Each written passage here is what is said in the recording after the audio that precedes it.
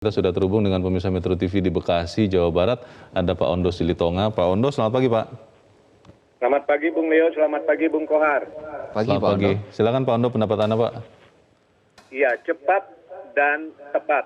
Kita tidak dapat melawan kehendak Tuhan, tapi kita bisa mensiasati untuk memitigasi korban.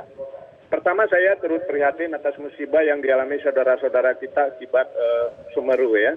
Saya melihat TNI, Polri, relawan, Pemda, dan rakyat sudah cepat bereaksi melakukan evakuasi saat awal kejadian. Ditambah lagi setelah perintah Presiden Jokowi semakin cepat dan semakin baik. Terima kasih untuk itu. Soal mitigasi, Mas, saya usul agar dibuat peraturan pada saat level 2 pada radiasi tertentu, petugas dapat melakukan evakuasi paksa. Karena setelah mendengar konferensi pers, warning sudah disampaikan kepada rakyat atau penggali pasir di titik-titik rawan.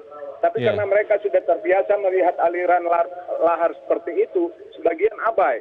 Tahu-tahu ada hujan lebat, akibatnya fatal. Bila saat itu bisa melakukan evakuasi paksa, maka korban meninggal, korban luka-luka, dan korban ternak, korban rumah itu bisa dimitigasi.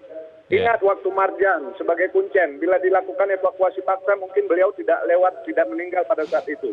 Saat di pengungsian, saran saya prokes tetap terjaga dan Satgas boleh juga masuk melakukan vaksin terhadap yang belum divaksin.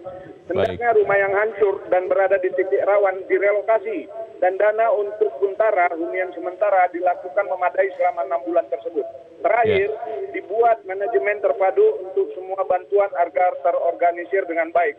Dan jangan ada yang mempolitisasi. Terima kasih. Terima kasih Pak Ondo Silitonga di Bekasi, Jawa Barat. Selamat pagi Pak. Kalau melihat ini Mas Kohar, memang betul kita saat ini sedang berusaha menyelamatkan semaksimal mungkin saudara-saudara kita yang ada di sekitar Gunung Semeru. Tapi tadi usulan Pak Ondo, apakah bisa kemudian dalam tanda petik diterapkan evakuasi paksa untuk radius sekian kilometer, karena ya kalau tidak dilakukan ya berbahaya juga untuk warga sendiri. Ya betul, jadi begini, pertama kita harus terus gencarkan literasi tentang kebencanaan itu.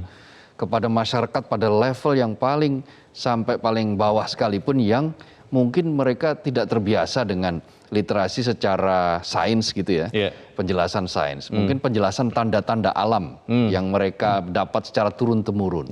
Tetapi itu juga cukup lah sebetulnya apabila kita memberikan literasi yang cukup juga. Jangan sampai lelah kita memberikan literasi kepada masyarakat semuanya agar mereka paham bahwa dalam kondisi risiko tinggi itu mereka harus siap sewaktu-waktu untuk melakukan pergerakan evakuasi, mengungsi. Dan harus ada semacam kayak kalau di pegawai itu kan ada ikatan begitu ya, ada perjanjian lah, kontrak perjanjian bahwa nanti kalau begini.